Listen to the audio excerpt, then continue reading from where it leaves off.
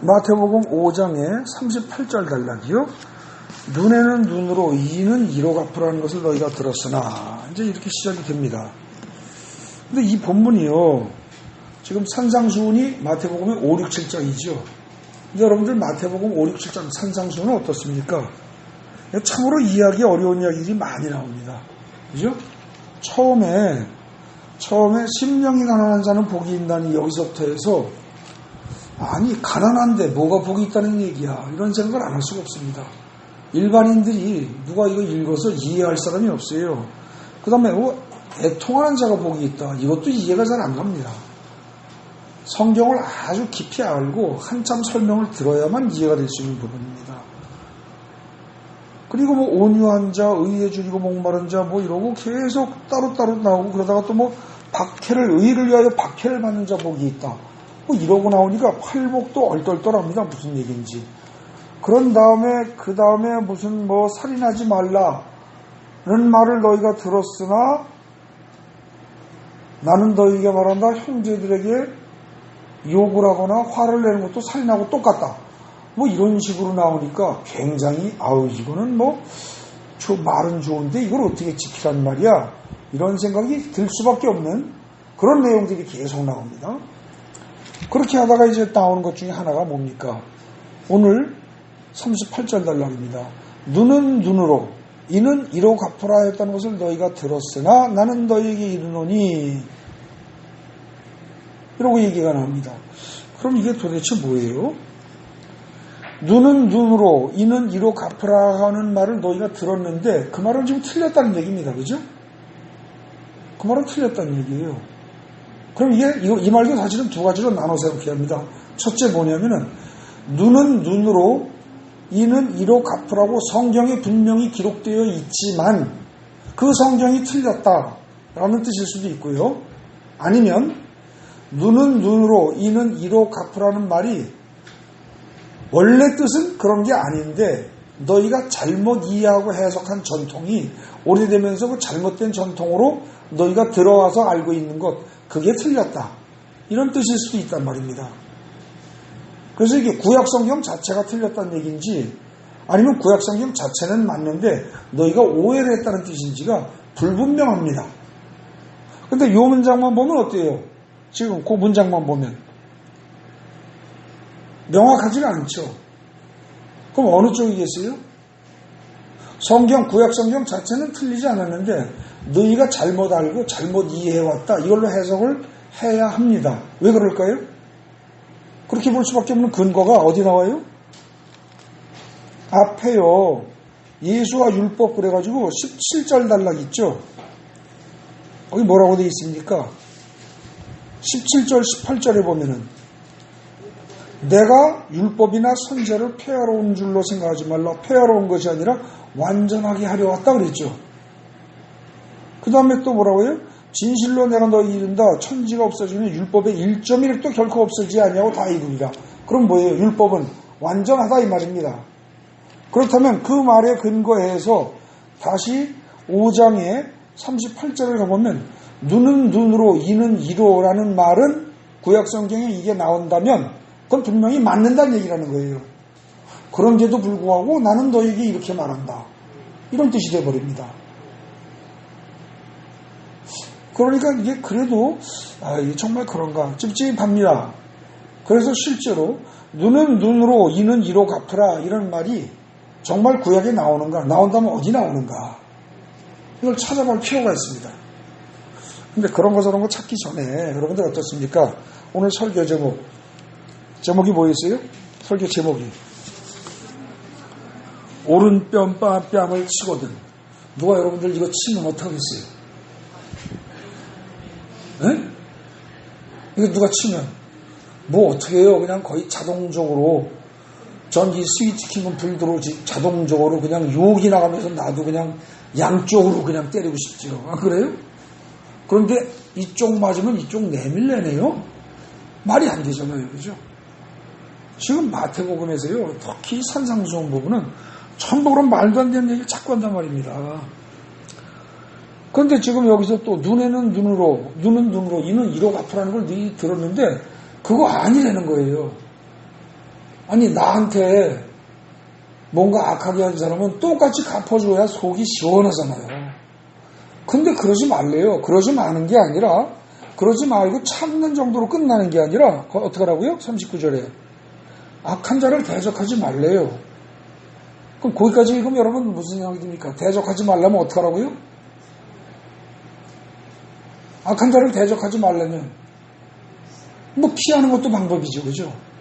근데 이건 피하는 게 아니라 대적하지 말라고 하고 그러니 대적하지 말고 피해라가 아니라 대적하지 말고 어떻게 해라? 오른뺨 맞으면 왼뺨도 내밀어라. 이게 도저히 할 수 없는 걸 하려는 겁니다. 제가. 이게 제정신 가지고 할 수 있습니까? 여러분 그렇게 살겠어요? 여러분은 또 그렇게 한다고 칩시다. 여러분 자식들이 나가서 애들하고 나가서 싸웠는데 한쪽을 맞았더니 이놈이 피하거나 도망오거나 같이 맞붙어 싸워서 패주거나 그게 아니라 이쪽 맞았는데 이쪽 또 때리라고 그러고서 내밀고 또 맞아가지고 양쪽이 이렇게 돼서 들어왔어요. 내 새끼지만 잘했다고 박수 칠 거예요? 할 수 없잖아요. 안 그래요? 내가 나가서 맞을지언정 내 자식이 맞는 꼴은 보기 싫잖아요. 근데 어떻게 된 게 성경은 이쪽 맞으면 또 이쪽 내밀래요. 이게 도대체 불가능한 얘기입니다. 그죠? 나도 할 수가 없거니와 내 자식에게도 권할 수가 없는 거예요. 그걸 하래요. 이상하잖아요. 이 불가능한 걸 도대체 왜 하라는 거냐? 왜 하라는 거냐? 그리고 어떻게 하라는 거냐? 이 질문이 나올 수밖에 없습니다. 그래서 그냥 뻔히 아는 얘기다 그러고서 이쪽 뺨 맞으면 이쪽 내밀어라 이러고 넘어가지 마시고 그냥 따져봐야 된다는 겁니다. 그래서 정말 구약성경에서 눈에는 눈으로 이에는 이로라는 기절을 찾아보니까 어떻게 됐냐? 여러분들 성경책에 보면은 밑에 주석 나오죠? 어디 나와요? 그 기절이 나오는 데가 출애굽기, 레위기, 그 다음에 신명기 세 군데에 나온다는 겁니다. 네. 그래서 그 출애굽기를 찾아보면 21장 24절 그거를 찾아보면 어떻게 되어 있냐? 실제로 출애굽기 21장 24절 가보십시오. 출애굽기 21장 24절을 가보세요. 그러면 거기 어떻게 되어 있어요? 21장 24절 눈은 눈으로 이는 이로 손은 손으로 발은 발로 된 것은 된 것으로 상하게 한 것은 상함으로 때린 것은 때림으로 갚을지니라 그랬죠. 맞아요? 그러니까 24절과 25절을 함께 읽으니까 뜻이 명확하죠. 맞습니까? 그러니까 이걸 가지고 똑같이 네가 피해 입은 대로 똑같이 보복을 해라 이렇게 이해할 수 있겠죠. 맞아요? 24절과 25절을 보면 분명히 그 말이란 말입니다. 그래서 이걸 가지고 세상 사람들은 흔히 뭐라고 하냐? 동해보복법 이렇게 이야기를 하죠. 네가 해를 입은 것하고 똑같게 동일하게 보복을 해도 좋다라는 법이 성경에 나와 있다는 겁니다. 그런데 요걸 갖다가 제가 24절이라고 지금 우리 성경 각 주에는 24절만 나오는데 제가 25절까지 읽었어요. 25절까지 왜 읽었느냐? 그렇게 읽으니까 눈은 눈으로, 이는 이로, 손은 손으로라는 말, 발은 발로라는 말이 명확해지잖아요. 그런데 이 말 뜻을 정확히 하려면 24절과 25절만 읽을 게 아니라 최소한 어떻게 돼요? 이 24절이 들어있는 단락 전체를 읽지 않고는 오해가 생깁니다. 아버지가 아들을 야단치면서 잘못한 아들을 야단치면서 홧김에 너 이놈 그렇게 하려면 나가 죽어 이랬더니 아들이 다른 말 다 띄고 아버지가 날 보고 나가 죽으라고 그랬어. 가출을 종용했고 자살을 종용했어. 이렇게 말하면 돼요? 아버지가 나에게 가출과 자살을 강요했어. 이렇게 말하면 되냐고요. 너 나가 죽어 이 말을 한 건 사실입니다. 근데 앞뒤 문맥을 고려하지 않고 맥락을 고려하지 않고 그 말만 딱 띄면 이건 반드시 오해가 생길 수밖에 없다는 거죠. 그래서 지금 눈은 눈으로 이는 이로라는 말도 24절에 나오는데 이걸 제대로 이해하려면 최소한 어디부터 와야 돼요? 그 단락 전체 어딥니까? 20절부터 와야 돼요. 20절부터. 아니요. 22절이죠. 사람이 서로 싸우다가, 여기서부터 안 보면 이건 반드시 오해가 생기게 되어 있습니다. 반드시. 그래서 22절에 거기 보십시다. 사람이 서로 싸우다가 임신한 여인을 쳐서 낙태하게 하였으나 다른 해가 없으면 그 남편이 청구한 대로 반드시 벌금을 내되 재판장의 판결을 따라 낼 것이니라. 자, 여자가 임신을 했어요. 근데 임신한 상태에서 이웃집에 누군가 싸울 일이 생길 수 있지요. 그런 상황이 벌어질 수 있습니다. 근데 그러다가 낙태를 했어요. 그랬을 때 그 낙태한 것이 반드시 그 싸운 사람의 책임입니까? 단정 못 줘요. 왜요? 여자가 워낙 몸이 약하고 그렇지 않으면 낙태할 만한 조건이 거의 다 갖춰진 상태에서 우연히 까마귀 날자 배 떨어진다고 우연히 그런 일이 일치할 수 있거든요. 그래서 만약에 그 상황이 됐으면 어떻게 해라? 낙태했으면 그때는 그 남편이 어떻게 한다고요? 그 대신 낙태만 했고 다른 해가 아무것도 없어요. 이를테면 이웃집하고 막 싸우는데 여자가 끼어들었어요. 그런데 막 이제 서로 욕을 주고받고 막 이러고 했더니 여자가 막 심장이 벌렁벌렁하고 스트레스를 받아가지고 애가 떨어졌다고 치잔 말이죠. 그리고 신체상에 아무런 해가 없어요. 그때는 어떻게 해라? 남편이 청구할 수 있다는 겁니다. 네? 그래서 벌금을 내는데 무지막지하게 또 많이 요구할 수 있잖아요. 100억을 내 이럴 수 있잖아요. 남편이 청구하는 대로 내 벌금을 지불해라 그러면은. 그렇기 때문에 그렇게 무리한 건 안 되고 반드시 재판장의 판결을 따라서 내야 한다는 거예요. 굉장히 공정한 겁니다. 이거는 여자도 보호하고 그 다음에 가해자 피해자 양쪽을 다 고려한 아주 공정한 법이에요. 그런데 그 다음에 보십시오. 그러나 다른 해가 있으면 갑되 생명은 생명으로 눈은 눈으로 이는 이로 이 얘기입니다. 이거 무슨 얘기예요? 자, 임신한 여자하고 싸움이 벌어졌어요. 그런데 임신한 여자를 갖다 어떻게든지 쳤어요. 쳤더니 다른 상해가 생겼다는 얘기는 치고받고 했다는 뜻이에요. 치고받고 한 결과 이빨이 부러졌어요. 예를 들어서 혹은 눈알이 하나 뽑혀져 나갔어요. 굉장히 심각한 사고가 생긴 겁니다. 그 결과 눈만 뽑히고 이만 나간 게 아니고 애가 떨어졌어요. 애가 떨어지고 눈이 뽑히고 만약에 이가 부러졌다. 그러면 어떻게 해라? 이거는 물질로 배상할 것이 아니라는 겁니다. 그때는 그대로 가라는 거예요. 그때는 만약에 눈을 뽑았어? 그럼 그 눈도 뽑으라는 거예요. 그때는 언제 어떤 경우에 여자가 임신한 여자하고 싸워서 애도 떨어졌고 그와 동시에 그 여자의 눈을 뽑았을 때는 싸우면서 그 여자의 눈을 멀게 했다. 그럼 그 사람의 눈도 멀게 하라는 거예요. 똑같이. 이해되십니까? 그러니까 동해보복을 하긴 하되 단서 조건이 붙는 거예요. 어떤 경우? 임신한 여자가 애가 떨어진 것이 전제가 됐을 때라는 얘기입니다. 그때 아니면 동일하게 보복하면 안 돼요. 그럼 만약에 그게 아니면 어떻게 됩니까? 애는 안 떨어졌어요. 근데 눈을 상했어요. 그러면 그건 다른 보상 규정에 의해서 보상을 할 수가 있습니다. 네? 일반적으로 그냥 싸우다가 사고가 난 거는 상대편이 눈이 뽑혔다고 해서 눈을 상했다고 해서 네 눈도 장님이 돼야 한다. 쌍방이 피해를 봐야 한다. 이렇게는 안 한다는 거죠. 다른 많은 물질로 엄청나게 많은 물질로 보상을 할 수 있어도. 그래서 지금 여기서요. 눈에는 눈으로 이에는 이로 이 말은 일반적으로 적용되는 원칙이 아니고 반드시 어떤 경우에만 적용이 된다? 임신한 여자를 애가 떨어질 정도로 치고받고 폭행을 가했는데 폭행을 가한 것으로 끝난 게 아니라 그 여자가 눈이 상처를 입었다든지 혹은 이가 나갔다든지 뭐가 어떻게 됐든지 만약에 오른팔이 부러졌다. 그러면 오른팔 부러뜨리라는 거예요. 그때만큼은 애누리 없다는 겁니다. 사진정 사정 볼 거 없다는 거예요. 그럼 이 말은 왜 하는 거죠? 피해 입은 사람 속 시원하게 해주려고 하는 거예요? 아니면 애당초 그런 일 벌이지 말라는 거예요?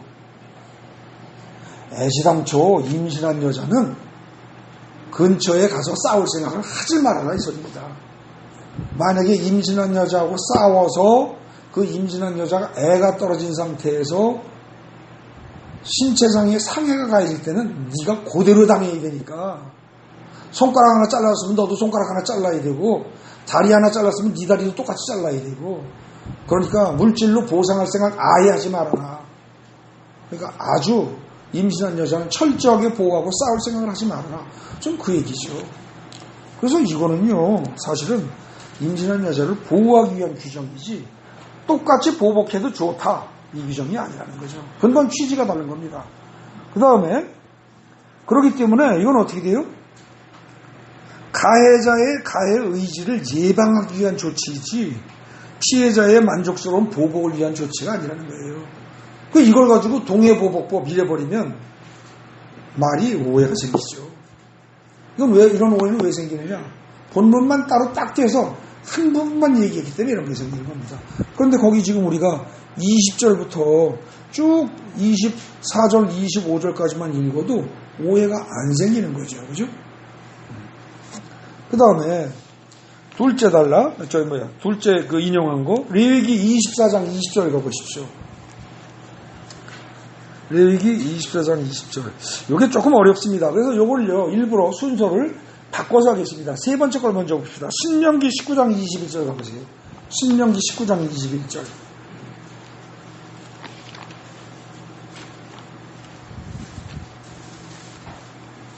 신명기 19장 21절. 거기 가면은 어떻게 됩니까? 21절은 신명기 19장의 맨 끝절입니다.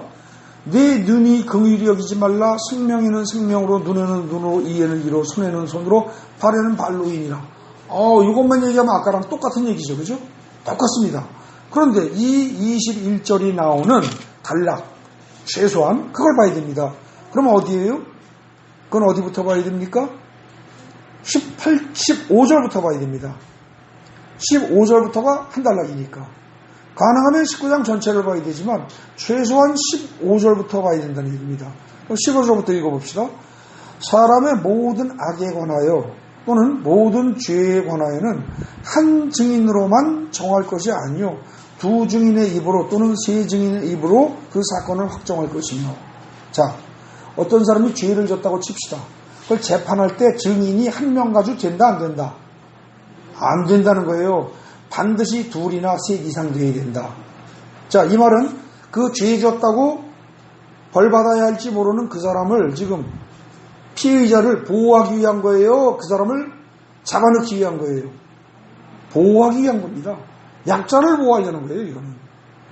약자를 보호하기 위해서 지금 곤궁한 위치에 처한 사람을 보호하기 위해서 어떤 악을 행했다, 죄를 졌다라고 하더라도 그것을 증명할 수 있는 증인이 2명이나 3명이 있어야 한다. 지금 그 얘기입니다.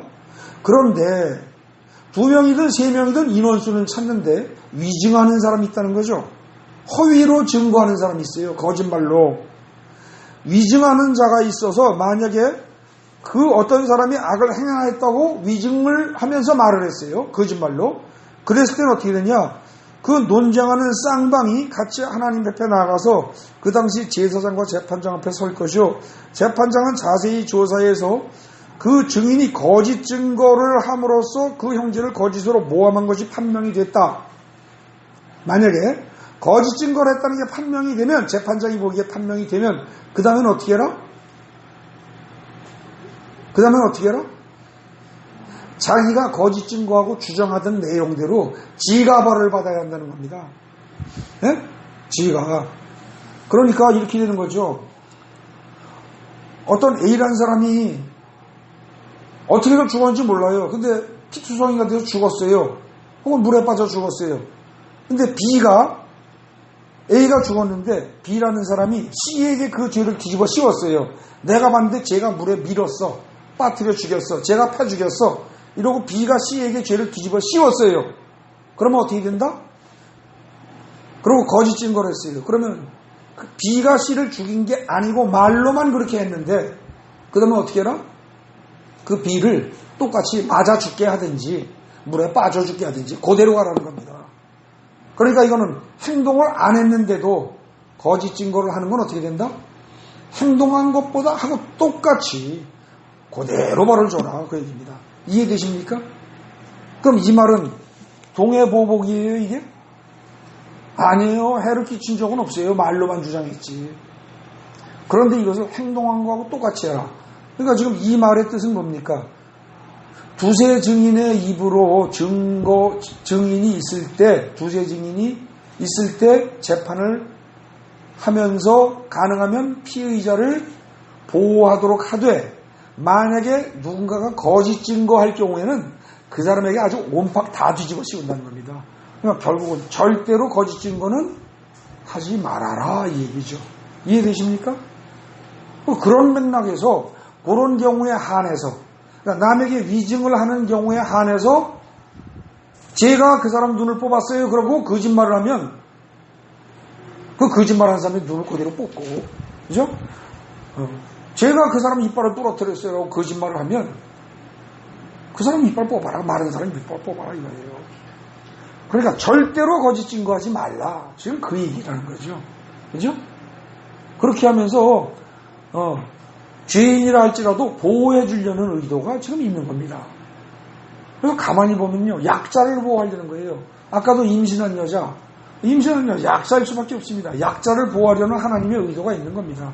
그리고 지금 여기서도 비록 죄를 졌다 할지라도 아직 죄가 확정되지 않은 상태에서 약자의 입장에서 그를 보호해줘야 한다는 그런 생각이 강하기 때문에 이 말이 나온 거죠. 그래서 사실 지금 출애굽기 앞에 맨 처음에 살폈던 출애굽기 21장 24절과 관련된 말씀이라든지 혹은 신명기 19장 21절에 신명기 19장 21절의 말씀은 이건 어떻게 돼요? 약자를 보호하기 위한 겁니다. 더군다나 19장 21절이에요. 잘 보세요. 19장은 어떻게 되어 있어요? 이게 처음에 도피성 얘기가 나옵니다. 도피성 얘기가. 좀 더 19장을 아까 그 16절만 15절부터 어디야? 저희 15절부터만 볼 게 아니고 앞에서부터 보자고요. 19장 전체를. 그럼 19장이 맨 처음에 도피성 얘기가 나오는데 도피성이란 건 뭐예요? 부지불식 간에 실수로 사람을 죽이는 일이 벌어질 수 있어요. 안 그래요? 생길 수 있습니다. 예를 들어서 아무 생각 안 하고 여러분들이 뭔가 물건을 떨어뜨렸는데 그게 절묘하게 밑에 지나가다가 사람이 머리통을 맞고 죽을 수 있단 말입니다. 그게요. 실수로. 그 다음에 도끼질을 하다가 도끼 자루에서 도끼날이 빠지면서 주위에 있던 다른 사람들의 머리에 맞아서 죽을 수도 있단 말입니다.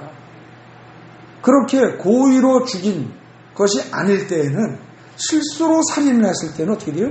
살인을 했다 할지라도 그 사람을 피하게 보호할 수 있는 도피성이라는 걸 만들어라. 그게 19장의 1절부터 나온 얘기예요. 네?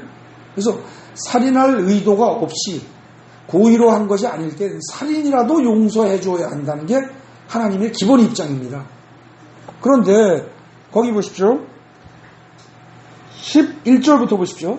그러나 만일 어떤 사람이 그의 이웃을 미워하여 엎드려서 기다리고 있다가 일어나서 상처를 입혀서 죽게 하고 그러고 도피를 하면, 자, 잘 보세요. 거기서 어땠다고요? 미워했어요. 첫째, 미움이 전제에 깔렸어요. 미워했어요. 미운 마음을 가지고 그 다음에 엎드려서 기다리고 있었다. 이건 고의예요. 그죠? 의도적이고 계획적인 거예요. 계획적으로 상해를 입히고 급기야 죽이기까지 했어요. 그러고 도피성으로 피하면 그건 어떻게 돼요? 어떻게 하라고요? 그 다음에 거기서 끄집어내다가 어떻게 해요? 보복할 사람들, 이를테면 그 죽은 사람의 가족이라든지 친지 이런 사람들한테 끌고 가라는 거예요. 그래서 그들로 하여금 죽이게 만들려는 거예요. 그러니까 미움을 가지고 고의로 계획적으로 의도적으로 한 살인은 절대 용서할 수 없다예요. 절대. 다만 실수로는 살인을 해도 용서받을 수 있다. 용서해 줘야 한다. 이게 하나님의 입장이에요. 그러면서 거기 이웃의 경계표로 옮기지 말라. 요거 짧은 거 한 문장, 한 단락짜리 한 문장 나오고, 그리고 그 다음에 두세 증인의 입으로 이제 이 얘기가 나오는 거예요. 근데 사람을 죽이지는 않았지만 아까 말한 대로 미워하고 엎드려서 기다렸다가 쳐 죽인 건 아니지만 이게 위증을 해서 남을 죽이려고 했던 사람은 실제로 엎드려서 고의로 기다리고 있다 쳐 죽인 것하고 똑같이 취급하고 똑같이 벌을 줘라. 이 얘기를 하는 거죠. 그러니까 19장 전체를 놓고 볼 때 절대로 위증은 해서 안 된다. 그거는 고의로 살인한 것과 똑같고, 위증해서 그 사람을 만약에 이 사람은 한 30년쯤 감옥에 있어야 합니다 라고 주장을 했다면, 만약에 그랬다면 그 사람을 30년 동안 감옥에 집어넣어라 이 얘기예요. 절대로 위증하지 말아라. 진실을 진실대로 말해라. 절대로 허위 진술하지 말아라. 지금 그 얘기를 하는 거예요. 근데 단순히 그냥 딱 끝절만 띄워가지고 눈에는 눈으로 이에는 이로 생명에는 생명으로 이러고 동해보복, 그러니까 성경에서 인정했으니까 네가 나한테 이렇게 해코지했지, 성경에서도 인정했어, 그러니까 나도 너한테 그렇게 할 거야. 이거는 아니라는 거죠. 이해되십니까? 그러면 지금 원래 마태복음 5장 38절 오늘 읽은 본문의 첫 번째 귀절에 밑에 주석 나온 3개 중에서 2개는 해결이 됐어요. 근데 이제 문제는 가운데 겁니다. 가운데 게 뭐예요? 레위기 24장 20절입니다. 이거 읽어보십시오. 레위기 24장 20절. 이거는요, 읽어도 조금 애매합니다. 자, 24장 20절 찾아가 보십시오. 거기 찾아가면 어떻게 되어 있죠? 상처에는 상처로, 눈에는 눈으로, 이에는 이로 갚을지라. 남에게 상해를 입힌 그대로 그에게 그렇게 행할 것이며 이랬습니다. 그죠?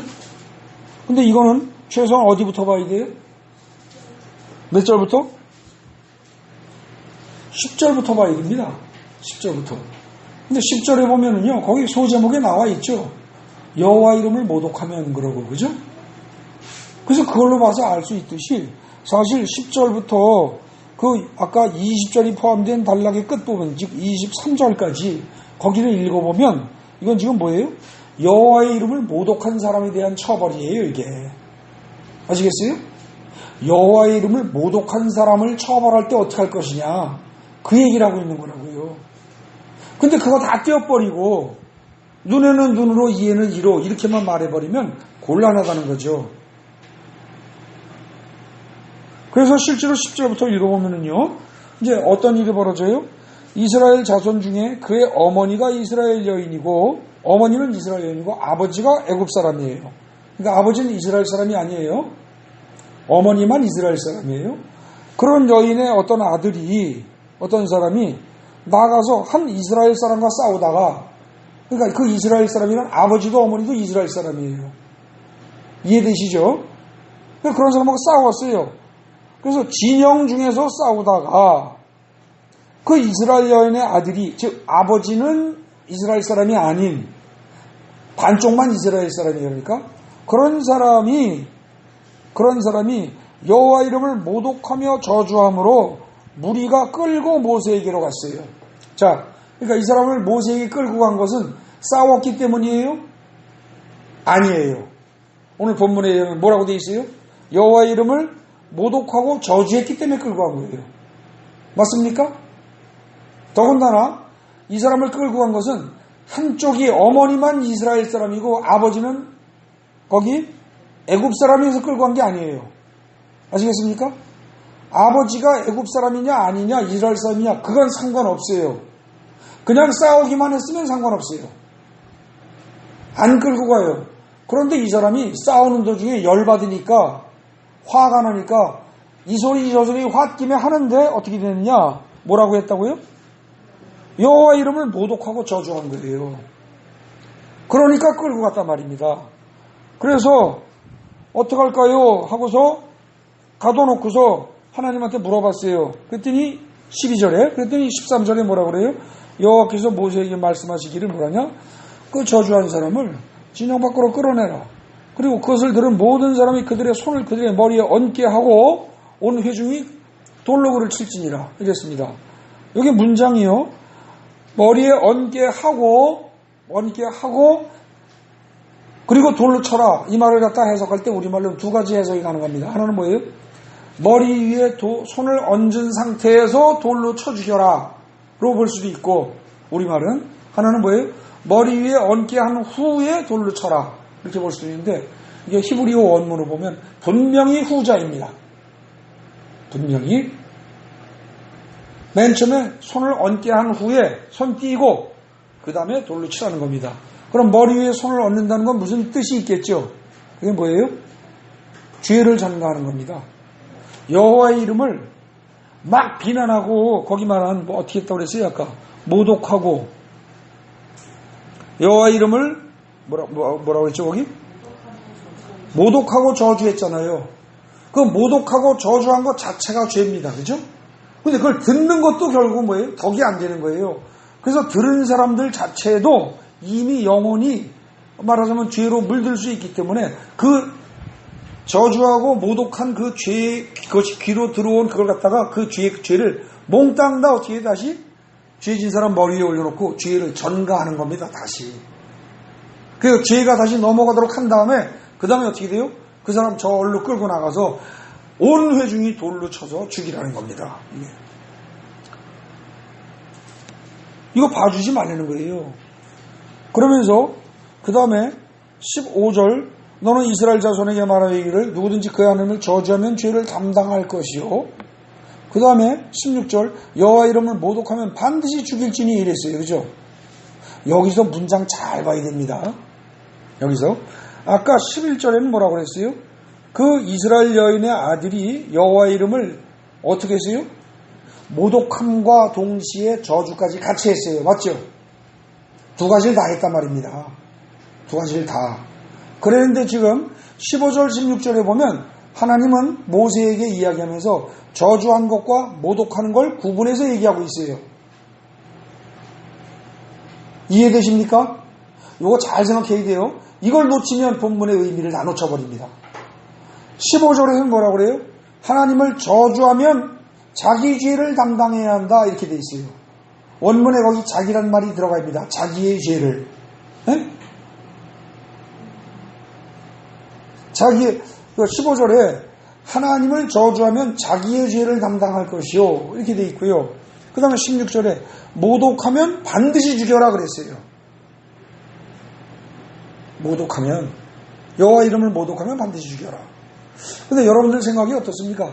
저주하는 게 더 큰 죄예요? 이름을 모독하는 게 큰 죄예요? 네? 여러분들 생각이 어때요? 그냥 간단히 이렇게 생각하자고요.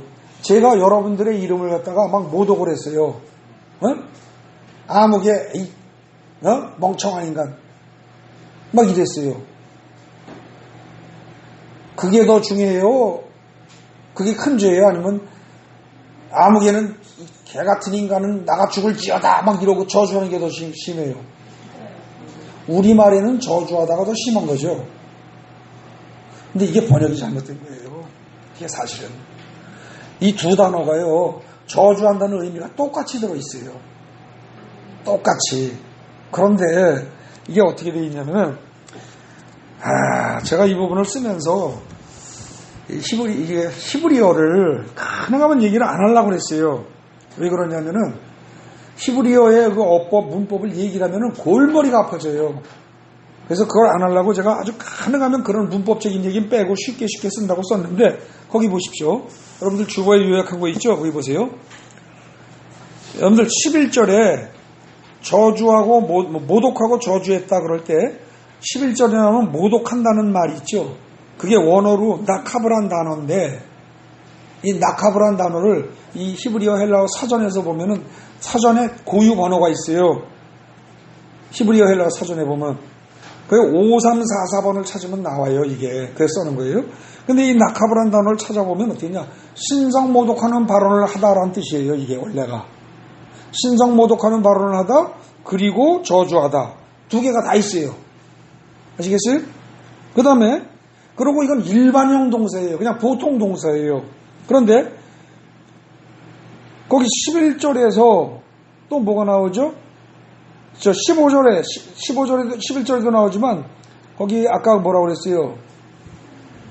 저주함으로라는 단어가 나오죠. 저주한다는 말이 나오잖아요. 그죠? 그러니까 원문에는 모독하다라는 말은 그러니까 모독하다 우리말로 모독하다라고 번역된 것이 나카브란 단어인데 그 단어 자체가 저주한다는 뜻도 있고 신성 모독하는 발언한다는 뜻이 있단 말이죠. 그 다음에 우리말에서 저주하다라고 번역된 단어는 칼날이란 단어예요. 네? 칼날. 근데 칼날은 뭐냐면 그냥 욕하다, 저주하다 이런 뜻이에요. 그럼 저주하다라는 단어를 지금 이 저주한다는 의미를 양쪽에서 똑같이 빼내고 나면은 하나만 집으면 어떻게 돼요? 나카브. 나카브는 신성모독하는 발언을 한다는 뜻이고, 그 다음에 칼날은 욕한다는 뜻이에요. 그래서 히브리어 원어로 보면 우리말에 번역된 것 중에서 앞에 번역된 거 있죠.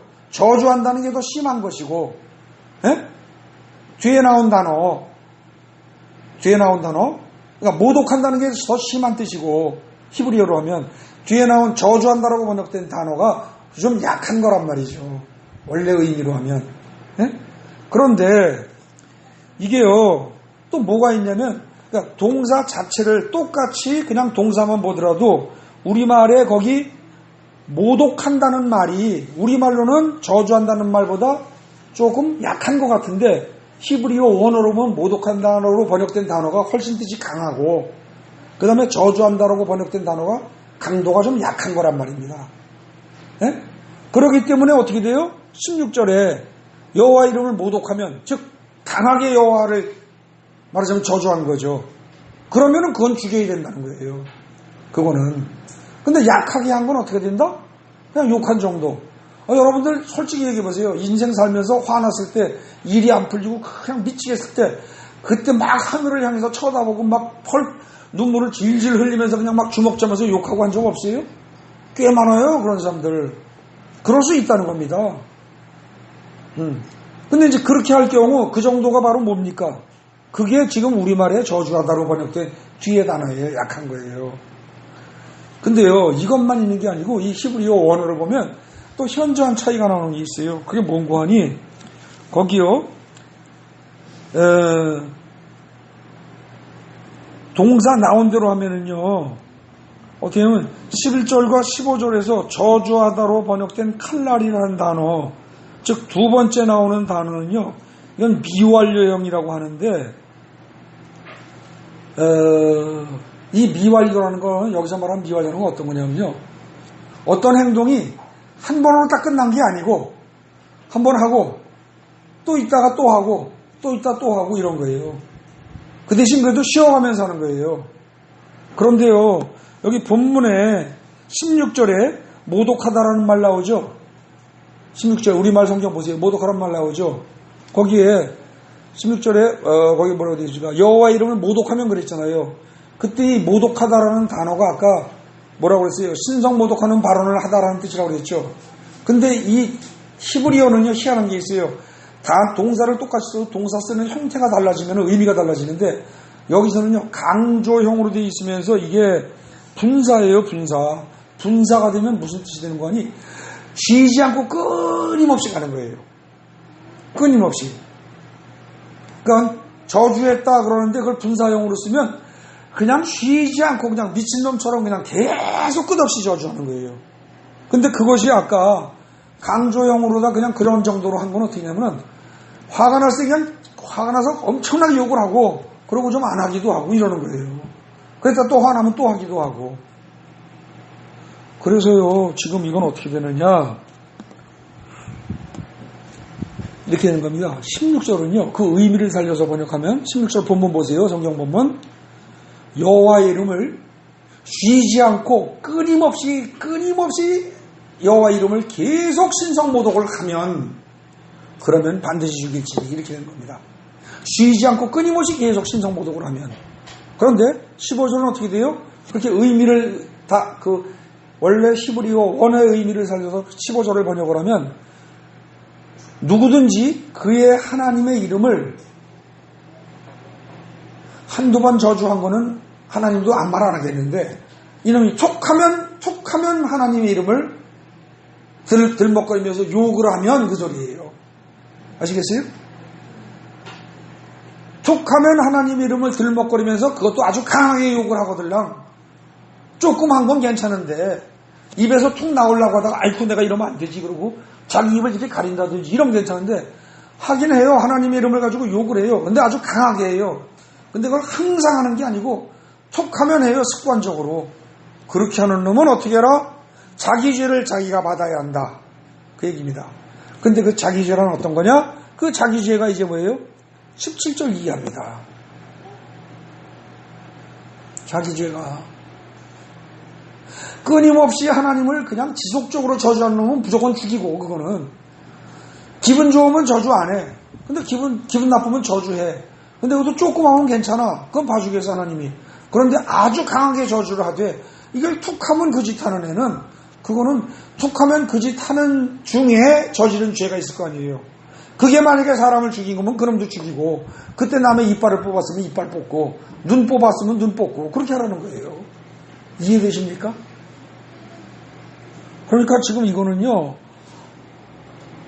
레위기 24장에 여호와의 이름을 모독하거나 저주하거나 등등등등 이런 죄를 짓는데, 그런 죄를 지더라도 홧김에 그저 조금 어쩌다 한 번 한 거, 어쩌다 몇 번 그냥 그렇게 한 거, 평생 살면서 몇 번쯤 그런 거, 그런 정도는 하나님이 용서하신다는 거예요. 참 좋은 하나님이에요. 근데 이게요, 거의 습관적으로 반복되면서 하나님을 강하게 저주하면, 심하게 저주하면, 그러면 어떻게 해라? 그 사람 지은 죄대로 갚아줘라 이겁니다. 그거는 물질로 다른 것으로 보상이 안 된다는 거예요. 속죄제 제물 드리고 제사 지낸다고 되는 거 아니라는 거예요. 그건 자기가 받아야 돼요. 그 말 받아야 돼요. 그런데요, 그 정도도 아니고 이거는 아주 하나님에 대한 저주를 입에 달고 살아. 그냥 줄줄이 쉬지 않고. 그건 볼 것 없다. 그냥 깨끗이 죽여라. 이해되십니까? 그러니까 결국 지금 여기 레위기 24장은 하나님을 저주하지 말아라 그 얘기입니다. 하나님을 저주하는 자는 조금 저주하는 정도는 내가 도와주고 참아주겠다. 어? 그야말로 홧김에 한두 마디 정도 하고 조금 어렸을 때 철없이 하고 신앙이 없어서 철없이 하는 건 봐주겠다. 근데 신앙생활하고 하나님을 섬긴다고 하면서 자꾸 그 짓 하는 거, 그게 계속 습관적으로 반복되면 그건 못 참는다. 그리고 그런 행동을 하면서 너희가 저지른 죄악에 대해서는 똑같이 벌을 받아야 한다.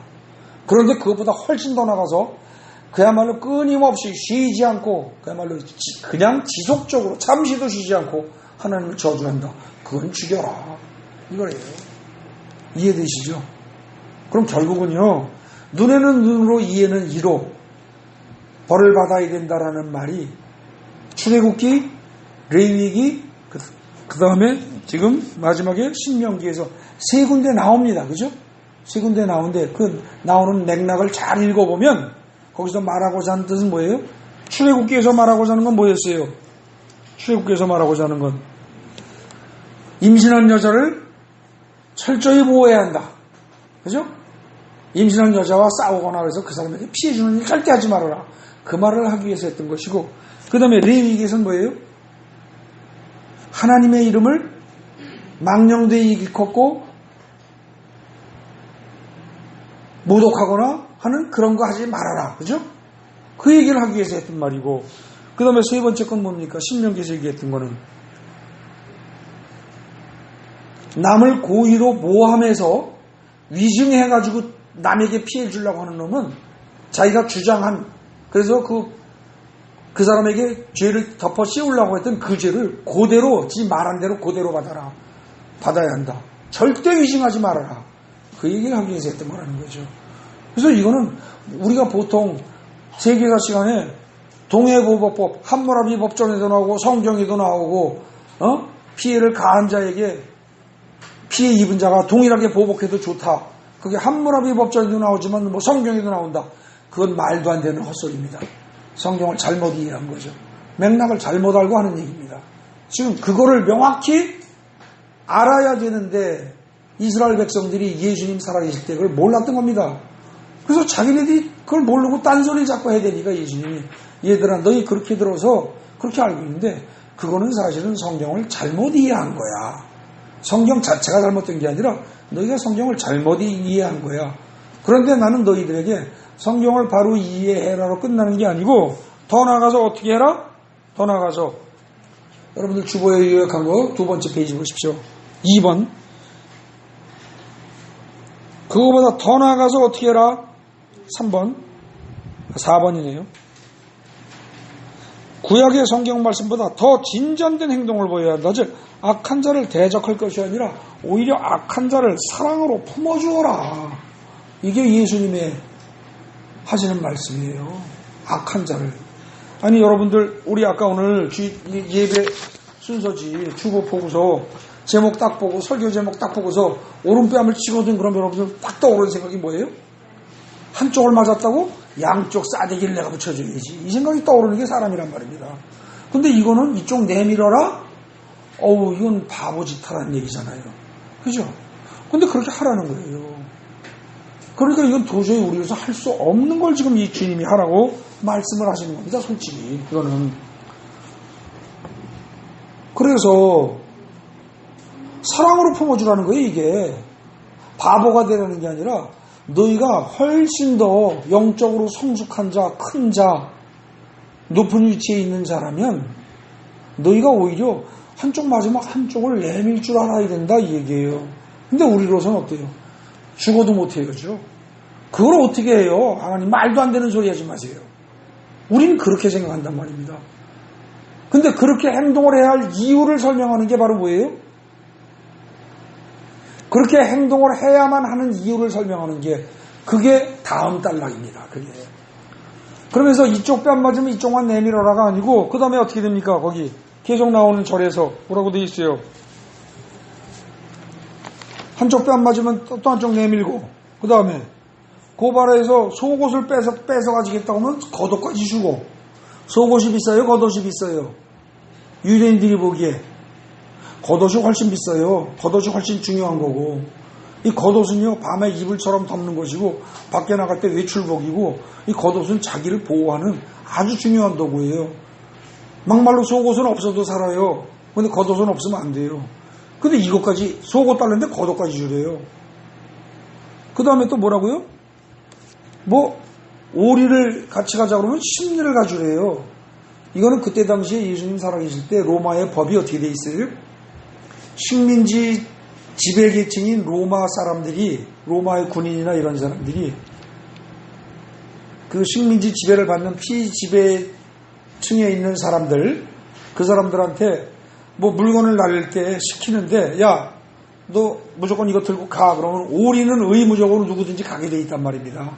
근데 그렇게 강요해서 시키더라도 오리만 가질 게 아니라 곱빼기를 가져라는 거예요. 이것도 할 수 없는 일이에요. 우리로서는 쉽지 않아요. 그 아무런 보상도 없이 남의 짐을 지고서 내 일을 못한 채 오리를 가는 것만 해도 미칠 일인데 10리면 4kg, 5리면 2kg예요. 여러분들 내 하던 일 못하고 2kg를 무거운 짐을 지고 공짜로 날라줘야 돼요. 땀을 삐질삐질 흘리고. 그것만 해도 억울한데 심리를 해주래요. 그 다음에 구하는 자에게 주며 꾸고자 하는 자에게 거절하지 말래요. 이거 참 속 뒤집어지는 얘기죠. 근데 그렇게 하래요. 그러면서 그렇게 할 이유를 그 단락에서는 말을 안 해요. 그런데 그렇게 해야 할 이유를 설명하는 게 어디냐? 43절 단락이에요. 이웃을 사랑하고 원수를 미워하라고 너희 들었지? 그렇게 들었지? 그래서 그렇게 알고 있지. 근데 난 너희한테 말한다. 원수를 사랑하고 박해하는 자를 위해서 기도해라. 원수를 사랑해라. 이 2절이 여기서 나오는 거예요. 원수를 어떻게 사랑합니까? 이건 사랑 못해요. 여러분들 원수 사랑할 수 있는 사람 있어요? 못해요. 나한테 섭섭한 소리만 조금 1시간 2시간만 해봐요. 철천지 왼수가 돼가지고 평생 꼴 안 보려고 들죠. 한두 마디만 들어도 꼴 안 보려고 들 판인데 이게 원수를 사랑하라고요? 사랑 못해요 인간이. 그런데 그 다음에 어떻게 돼요? 그렇게 하면 그 다음에 이제 뭐예요? 원수를 사랑하고 그 다음에 뭐예요? 눈에는 눈으로 이렇게 갚을 게 아니라 오히려 오른뺨 맞으면 왼쪽 내밀고 심하면 원수를 사랑하고까지 해야 하는 이유가 뭐냐? 45절에 나옵니다. 그렇게 하면 너희 하늘에 계신 너희 아버지 아들이 되리니 너희가 하나님의 아들이라는 소리를 들을 거다 이 소리예요. 너희가 정말로 하나님의 아들이라면 이렇게 할 것이다 이 말입니다. 너희가 이런 행동을 한다면 너희를 보고 사람들이 하나님의 아들이라고 얘기할 것이다. 그리고 하나님도 인정하실 것이다 이거예요. 하나님은 그렇게 한다는 거예요. 하나님은 선인에게만 해를 비추고 악인에게만 비를 안 내리고 이러지 않는다는 거예요. 해도 비도 선인에게 악인에게 다 내린다. 그러니까 하나님의 아들이라면 선인도 악인도 다 선으로 대접해야 한다. 가장 좋은 것으로 대접해야 한다. 그럴 때 너희가 하나님의 아들이란 말을 들을 것이다. 이 얘기입니다. 근데 너희가 내 눈에 흙이 들어가도 그 짓을 못해요. 어떻게 이쪽 때리는 놈을 이쪽을 또 내밀란 말입니까? 그리고 어떻게 원수를 사랑하란 말입니까? 라고 너희가 이야기한다면 그건 바로 뭐예요? 46절, 47절에 나오는 사람하고 너희가 같다는 뜻이다. 뭐예요?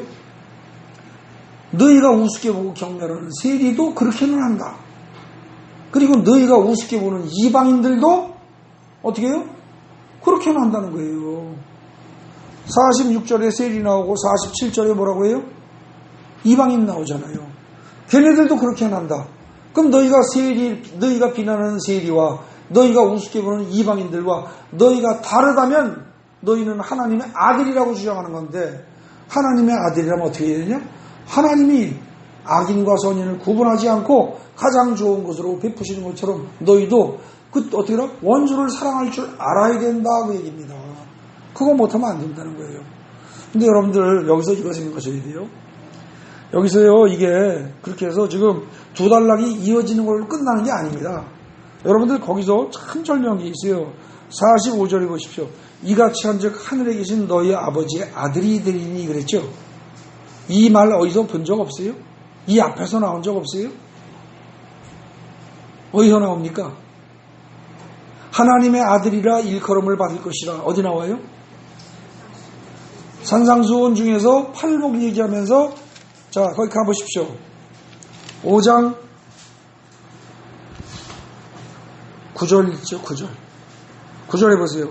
화평하게 하는 자는 복이 있나니 그들이 하나님의 아들이라 일컬음을 받을 것이며. 그랬죠. 맞아요? 여기서 화평하게 하는 게 뭐예요? 우리는 그냥 일반적으로 화평하게 하는 것, 그러면 화평하게 한다는 말이 뭐예요? 누가 싸울 때 가서 중재에 들어가서 말려서 싸우지 마라, 서로 풀어. 이렇게 중재하는 것, 이 생각을 해요. 그죠? 근데 성경 본문으로 해석하면 어떻게 됩니까? 여기서 화평하게 한다는 말은 무슨 뜻이에요? 5장 9절에 화평하게 한다는 말은 지금 45절 쪽으로 와서 보면 어떻게 됩니까? 뭐예요? 원수를 사랑하고 자기를 비난하고 학대하는 자로 해서 기도하는 게 화평하게 하는 자예요. 이해되십니까? 이 말 잘 들으셔야 돼요. 성경은 원래 성경으로 해석해야 돼요. 근데 그걸 갖다가 성경에 나오는 단어를 우리가 우리 뜻대로 내 지식으로 해석해버리면 그건 하나님의 말씀을 전하는 게 아니고 자기 설교를 하는 거라고요, 목사가. 그런데 지금 여기서 하나님의 아들이라 일컬음을 받을 것이다 라는 말이 마태복음 5장 9절에 팔복 얘기하면서 한번 나왔어요. 그죠? 화평케 하는 자는 하나님의 아들이라 일컬음을 받을 것이다 그랬어요. 근데 하나님의 일컬음을 아들이라고 일컬음을 받는 자는 어떤 자냐? 45절에 보면 이같이 하는 자예요. 이같이 하는 자가 어떤 자예요? 원수를 사랑하고 너희를 박해하는 자를 위하여 기도하는 자란 말입니다. 아시겠습니까? 이게 하나님의 말씀입니다. 이게 하나님의 원래 뜻이에요.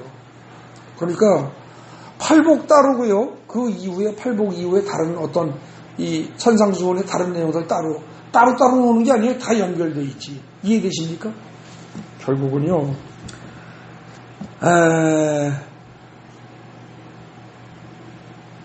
성경을 쪼개서 보면 안 됩니다. 시간이 좀 늦어져서 제가 그냥 간단히 요약하고 말겠습니다.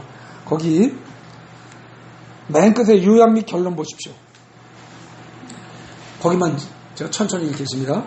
흔히 눈은 눈으로 이해는 이로라는 이 말이 동해보복법이라고 오해가 돼요. 흔히. 근데 이 말은 원래 동해보복과는 전혀 관계가 없이 임신한 여인을 귀히 여기고 잘 보호해 주라든지 하나님의 이름을 망령되이 일컫지 말고 잘 귀하게 대접을 해야 한다. 신성모독하지 말아라든지 혹은 세 번째 게 뭐라고 그랬어요? 거짓 증거하지 말아라. 위증하지 말아라. 그런 얘기를 하려고 하면서 나왔던 말이지 너에게 피해를 준 사람에게 똑같이 원수 갚아라. 그건 절대 아니라는 겁니다. 그런데 그런 식의 오해가 왜 생겨요? 이 한 부분만 떼어서 성경 말씀을 읽다가 보니까 생기는 겁니다. 부분만. 아까 제가 말했듯이 화난 아버지가 아들한테 너 이놈 그따로 하려면 나가 죽어 그랬더니 아버지가 나에게 가출과 자살을 강요했다. 이렇게 말하는 거하고 똑같다는 거죠. 그건 잘못된 거라는 겁니다. 그래서 한 번만 떼어서 읽으면 안 됩니다. 또 성경 말씀을 내 생각을 가미해서 해석하면 안 됩니다. 아까 말한 화평케 하는 자 복이 있나니 그럴 때 화평케 하는 자 이 말을 가지고 화평을 세계 평화부터 해서 무슨 국가의 평안과 가정의 평안과 모든 거 다 이걸 다 끌어대는 거 그거 굉장히 잘하는 설교 같고 유식한 설교 같지만 그런 설교 하나님은 별로 기뻐하시지 않습니다. 왜? 말하고자 하는 뜻이 지금 어떻게 돼 있어요? 지금 이게 지금 45절의 내용이 마태복음 앞에서 말하는 5장 9절과 연결되어 있단 말입니다. 그걸로 해석해야죠. 그래서 결국은 원수를 미워하는 것이 아니라 원수를 사랑할 수 있고 나를 박해하고 미워하고 나를 골탕 먹이고 나에게 악을 행하는 사람을 위해서 기도할 수 있는 사람 그게 화평케 하는 사람이다. 그리고 그런 자가 하나님의 자녀다. 이렇게 해석해야 된다는 거죠. 그래서 성경 해석하는 것, 이해하는 것 이것도 잘 우리가 오늘 본문만 잘 읽어봐도 꼼꼼히 읽어봐도 어떻게 돼요? 성경 전체를 보는 눈이 열릴 수 있는 겁니다. 그러니 절대로 그냥 읽고 넘어가고 습관적으로 대충 하고 넘어가는 거 그렇게 하지 마시기 바랍니다. 오늘 이 단락을 계기로 해서 여러분들 마태복음 5장에 각 단락 있죠? 한번 쭉 살펴보시기 바랍니다. 그리고 그냥 안다고 대충 넘어가지 마세요. 근데 사실은 그 43절 단락 또 내 이웃을 사랑하고 내 원수를 미워하였던 것을 너희가 들었으나 이것도 그 앞단락 살피면서 꼼꼼히 살필 필요가 있을지 모릅니다. 여러분들이 아마 웬만하면 이제는 하실 수 있을 것 같아요. 이번 주에 한번 그거를 각자가 쭉 살펴보시기 바랍니다. 자, 기도하겠습니다.